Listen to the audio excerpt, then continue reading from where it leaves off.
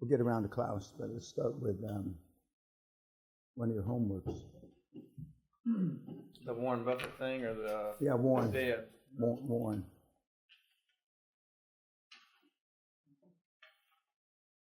He removed the clutter. And what did he say about saying no? Always. Almost always. Really, always. For you, always.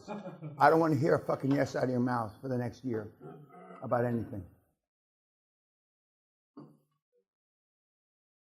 No, the birthdays, anniversaries, Hanukkah, fucking high Hindu, cocksucker, Dalai Lama, everything is no. Your daughter having a baby, no. I mean, no to everything. You have no idea. When I slashed you your first weekly report,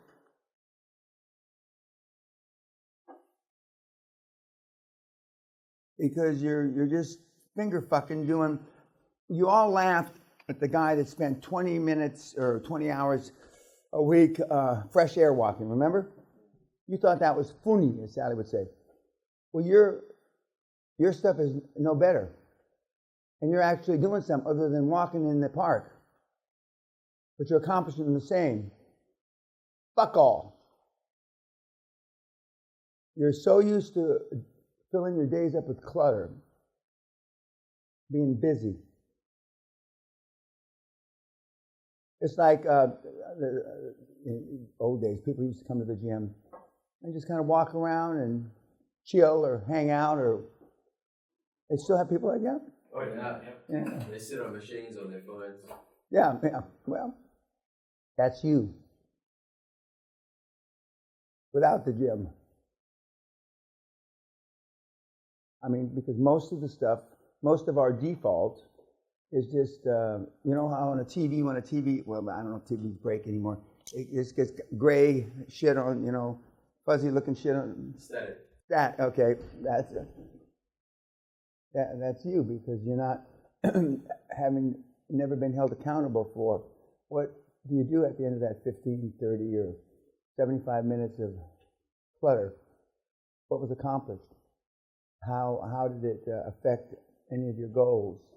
Was anything even remotely related to your goals?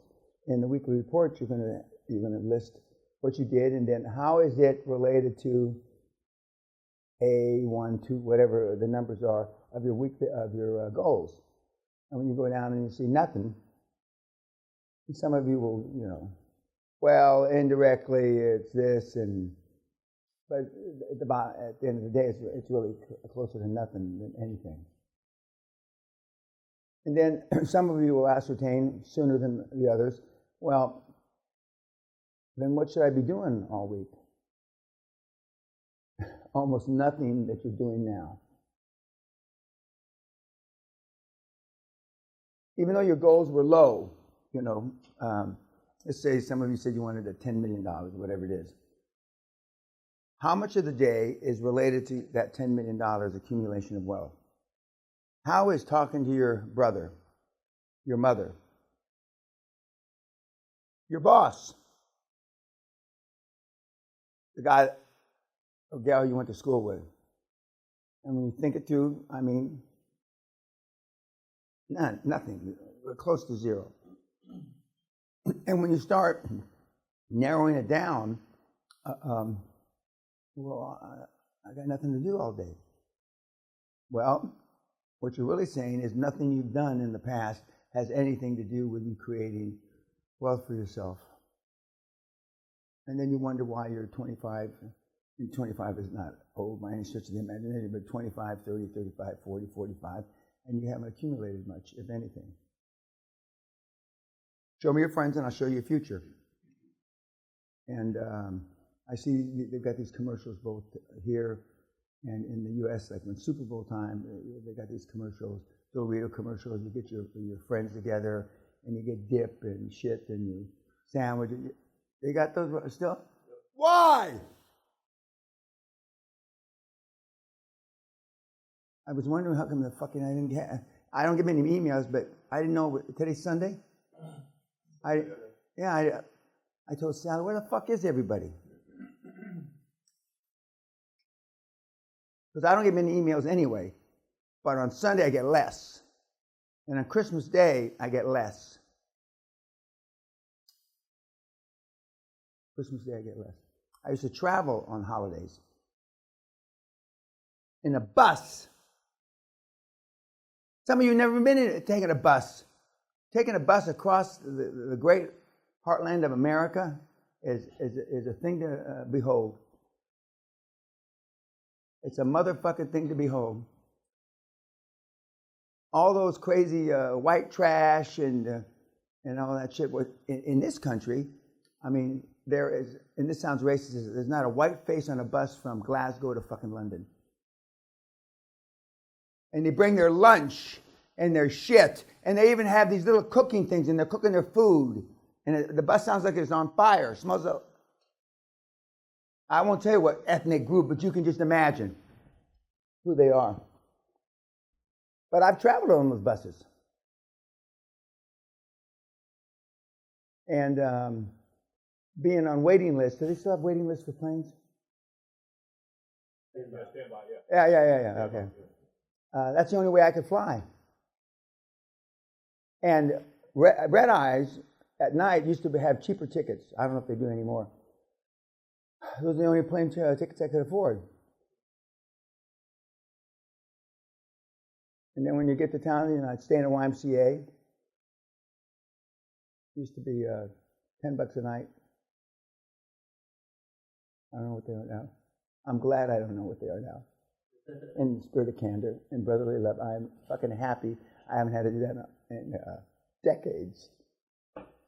But if you really want it, and this is before the internet. Okay, what else did the Warren say? Boundaries. It was like Seneca on The Shortness of Life. He said that people will take your money, they'll pull a gun and they'll get it back. But he said people take your time and you don't do anything about it. And it's actually the only thing you can get money back. You can't get your money back. Correct. I've said that 10 times this week. And then he had the three or four rules at the end of the article. What were they for? For goal setting. Yeah. Focus on the few, not the many, essentially. List all your goals and then 25, and then get rid of 20 of them and just focus on the 5. Warren is a bright guy, so he can focus on 5. You can focus on 1. That's it. Just 1. And then there's derivations of that 1. But 1. Wealth creation, vis-a-vis the QLA methodology, chairman, board, and 1 at a time until you get it all done. And then, as I said yesterday and last few days, by the time you get around to a motivated seller, which may be a distressed seller, you're pretty polished. Or I'll put it another way, you're a hell of a lot more polished than you are now. What else about Warren? Get away from the negative people. Pardon? The people that drain your energy, get them away from your life or spend less time with them. So when I say just close Facebook down, WhatsApp, fuck, Insta-fuck, and all that shit, I mean, just turn it. It's the easiest way, because if you try to pick and choose, well, I went to school with him, I went to the academy with him, I went here, and he saved my life in Kandahar. He did it. Well, you might keep him, that guy, but anyway. You won't know how to pick and choose, so it's just easier to everybody. And the amount of free time you'll have will be an inordinate amount of free time. You'll think it's not going to be free, because you're going to fill it up with stuff that vis-a-vis accomplishing your QLA goal. Anything else before we move from Warren?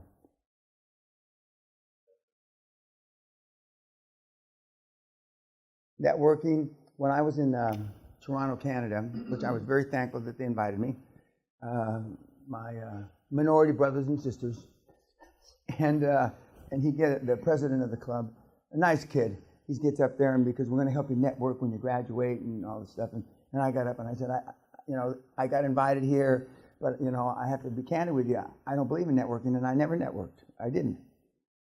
And you could hear a pin drop. And I said that I know a lot of people do, but the people that network the most are the people that are lacking self-esteem, that are lacking self-worth, and don't believe they can do it on their own. And then you can hear, even quieter. And then I said, but there are some of the organizations that exist are better than others. And then I went on to say what they were, and I've mentioned them here already ad nauseum during the week. Okay, after Warren, what was the other? Deb. He's not the most organized guy that's ever come out of here, but he's in the top 10% for sure. For sure. And the outline that he went through about how he went after his board and how he delineated is very structured and it's very good. And you can use that as a template.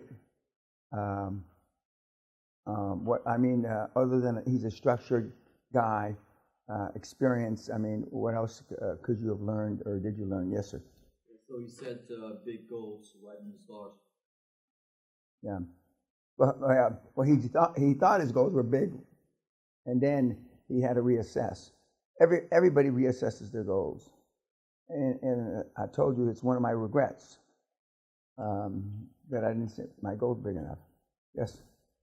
Looking at tech companies, I think that's his area of expertise and he's passionate about it. Yeah. Just focusing on that one. Oh.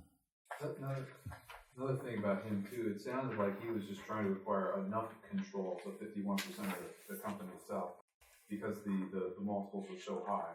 Correct. Some of the companies, they're $2-3 billion companies, and so he's going to be looking for effective management control. That's why he's giving away equity, because he's going to hire more seasoned Correct. managers. Correct. And not maybe 1 or 2% of the kids that come out of here do it that way, but if you're not experienced like he is, then you're pissing in the wind. You mentioned holding company RSUs. Just wondering what that is. RSUs. Sweeten this by converting the remainder of his shares to holding company RSUs based on how he performs.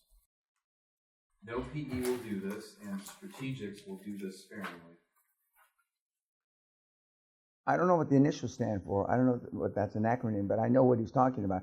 He's talking about that performance-related options and additional equity that they will get based on performance. And he's right. But some PE firms that will put up all the money and they'll take 80% and they'll leave you with 20%. But they'll allow you, if you kick and scream and dig your heels in, and you're an experienced management team, they will allow you clawbacks. In other words, the difference between the 20% that you get and let's say you went 40 or 50% based on hurdle rates, ROIs, performance. If you operate at 15% ROI for 2 or 3 years, you'll get an extra 10%. And so those are clawbacks. But those are few and far between. And you really have to present an extraordinarily sophisticated team. Otherwise, they don't want to go through the bullshit. They don't want to have to go through the annual or the every other year review to argue with you what it really should count in your clawback, because you're going to want everything and they're going to want next to nothing. But the option schemes, which aren't schemes, but option plans, like the Microsofts, the Starbucks. At Starbucks, virtually everybody from the barista up has options. At Microsoft, virtually almost everybody has options, and because then they feel part of the solution. And in the organizations that I built over the years, virtually everybody had options, all the way down to the janitors. And that's when you see, when you're going on a weekend, 60% of the employees are there on Saturday and or Sunday. And whether just a straight salary, that's not going to happen. And it's tough to get 80, 90, 100 hours a week out of somebody when they're only working 5 days a week. And it can be actually debilitating to their health. But you studs here, I mean, you six-packers, I mean, no fucking problem. I mean, you put in those long hours, I mean, you're just going to eat everybody alive. There's no problem. I mean, and as I already told you, at least a third of you are going to come down with the flu, and your immune system's going to crash, and it's normally the nutrition six-packers that go first. The fat boys, they just change their lifestyle a little, and they just keep eating and drinking and just keep rolling on. It's the guys at 6% body fat that fall to shit. But once the nutrition 6% body fat six-packers readjust themselves, then they can stay the long haul longer because their body is in pretty good shape. But there's a big difference from working 40, 45 hours a week to working 90. I mean, and it's not just a multiplying by 2. It's just different. I mean, some of you are morning people. Some of you are evening, okay? That's what they say. But you got to be all day and longer person now. But you don't have to do any of this shit. But I mean, the guys that did the one guy that did the deal in 99 days, he was just a regular guy, probably had 20% body fat, had cavities, he wore glasses, I think he was even deaf in one ear.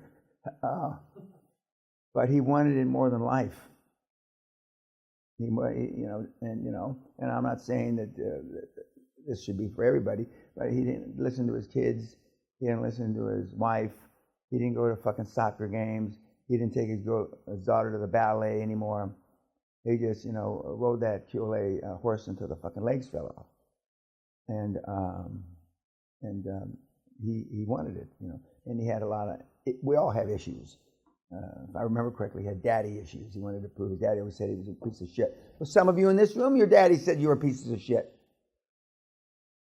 We used to go and say, okay, your daddy said you're a piece of shit. He beat your mother. Okay, now we don't do that anymore. Okay, I personally like that, but it gives me a cheap thrill, and for me to go through that. So, but we don't do that anymore.